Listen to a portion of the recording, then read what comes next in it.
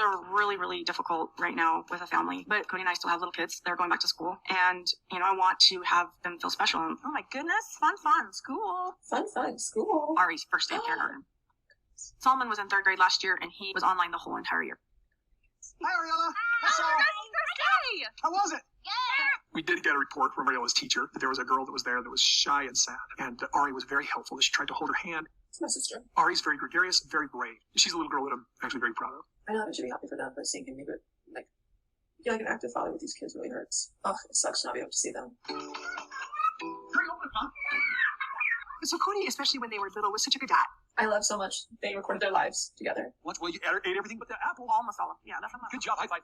Did you have a great day at school? Yes, I did. Did you have a great day at school? Yes. Brianna, did you have a great day at school? I agree. She's gonna graduate this year. Woo woo! And cut.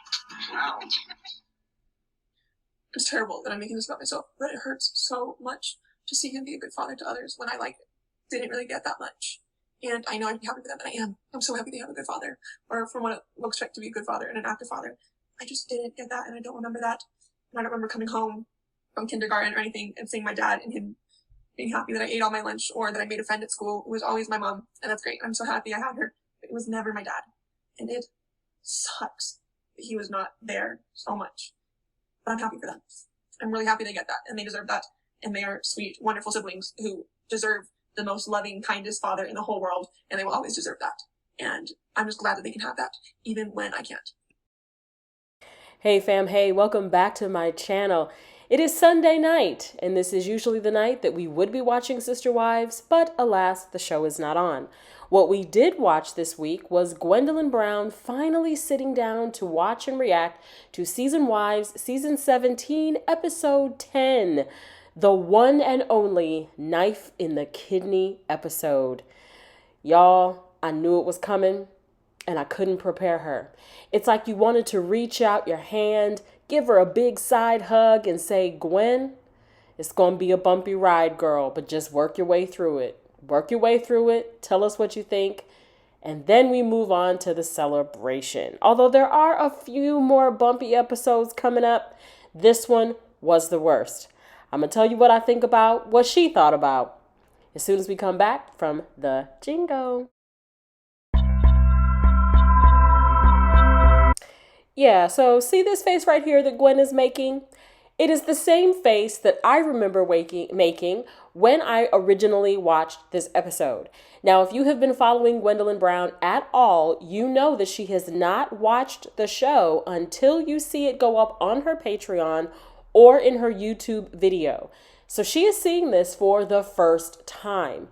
Now, the one thing I can say is that the way she starts off the video is kind of how Gwendolyn is for the most part and has been in other videos that she's done. She's very diplomatic in her responses. I've said that before. If you've heard the reviews to the reaction by Reality TV Squad, Sarah is her name. If you go over and watch her reviews to these reactions, she says the same thing, that Gwendolyn is very diplomatic. She still sort of wants to leave the door open to having a relationship with her dad. Now, the one thing that she has said before and does say again in this video is that she and her siblings are close, all except for she and Peyton. I still don't know exactly what happened, but I feel like I'm getting closer in the fact that he is not what he says he is as far as being a person who's more open-minded than other members of his family, because according to what I've read, and this is just some maybe theories on Reddit, yes, I have jumped into the Reddit machine, but even some theories on Reddit seem to point back to the fact that they believe Peyton is not as supportive of his LGBTQ family members as one might have thought. I do remember going back to the video where he talked about the family and did the interview with John Yates, and he talked about Leon and her, I think still fiance, maybe they're married now, Audrey, although that may be their dead name, so please forgive me if I am using their dead name. But I do believe he talked about when they came to the wedding and how they sort of kept themselves separate from other family members. They were getting along with Leon's mother, Mary, but they kind of wanted to be the center of attention, according to Peyton, and they wanted people to come up and ask them questions about themselves and their transitions.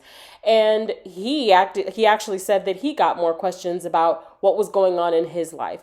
So if that comment points at all to why there is friction between he and Gwen, then I can see why she has a problem with it. But getting back to this reaction video, I only want to talk about two major things that Gwendolyn talks about in this video that really stood out. Number one, she did talk about how her dad yelled at Christine. There was a question at the end of this video about how Christine kept her composure. And Gwendolyn says, like we all have said, maybe it was therapy. It was lots of like learning how to just sit and breathe through the moment. But she also did say that it's a lot of practice and years of having a man yell at you. She also said that her dad has yelled at her like this before. Now, I have also read that she has accused Cody, and this is allegedly because I have not heard it or read it myself. She has accused Cody of allegedly she accused, let's put it that way, Cody of being abusive to her. Now, I don't know where I saw this, so I cannot quote it. And until I find where I saw it and prove that it is reputable, I feel like I read that he has thrown her in the air when he wanted her to do something. If he wanted to scare her into doing something, he would throw her in the air aggressively. But she does talk about times when they would argue over silly things. Like I think she said in one of her past reaction videos that they had an argument over one of the presidents being a great guy. Cody thought that the president was a great guy. Gwen pointed out that that president was the person behind the Trail of Tears. And so they got into an argument. You know, I cannot imagine having my dad yell at me like Cody yelled at Christine and being able to go back in my memory and go, oh yeah, he's yelled at me like that. That to me causes scarring beyond belief. I understand raising your voice to get a point across to your child. And I think that there are also situations where that is more called for than others. But if that is just your temperament and that is how you deal with people when you don't get your way, that's called throwing a fit. That is called being a big ass man baby. Sorry, but it is. To me, it is the more aggressive version of what Robin does in all of her crying. I highly doubt, and I'm going to go on a limb and say, that I don't believe he ever yells at Robin's kids this way. Number one, because they are his precious chosen few. Number two, I can say in a little bit of a corner with Robin, I don't know that she would allow it. Although then again, she might. But on the other hand, if I had three hands, I think that her kids have been brainwashed and trained so well not to make daddy mad that there's probably never a reason for them to be yelled at that way. Therefore, they won't have to experience it. I use brainwashing lightly, not lightly. Sorry, not sorry. I don't know. It's my opinion. The other thing that I wanted to talk about was the moment that I think some other YouTubers have brought up, and it was the moment that we watch again, Ariella, Saul on their first day of school. Gwendolyn points back to the fact that she never got that as a child.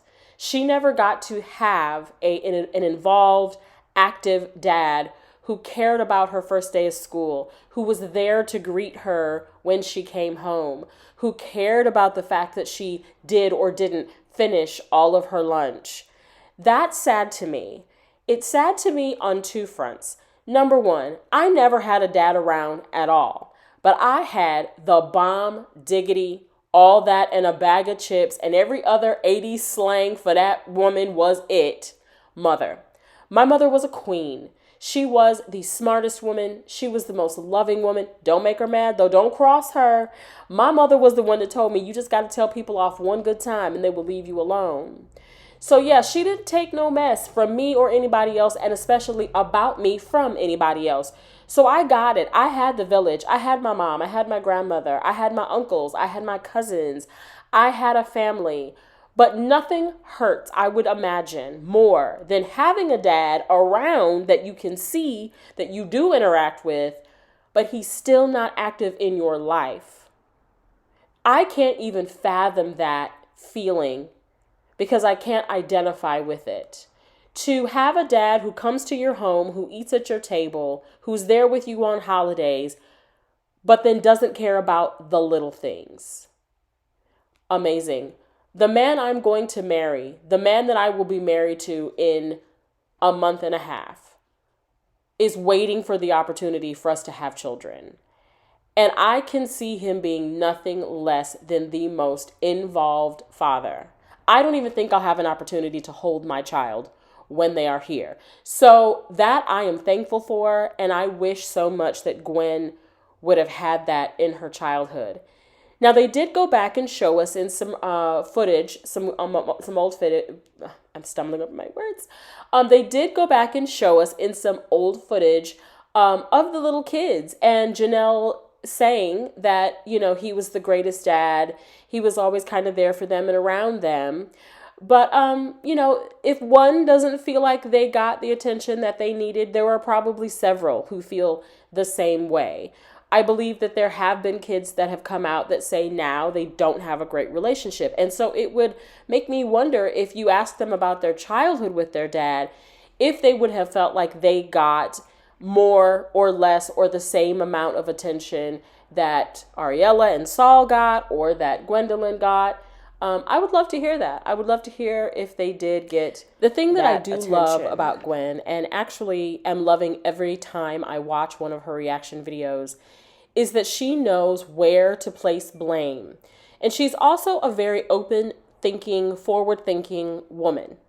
I think that being who she is and having grown up how she grew up, being able to be in college and kind of really gain those critical thinking skills, thinking on her own, having other people to influence her life, has really turned her into a well-rounded, open, accepting individual. How could she kind of not be? This is a girl who openly tells you that she is autistic. She is a part of the LGBTQ queer community.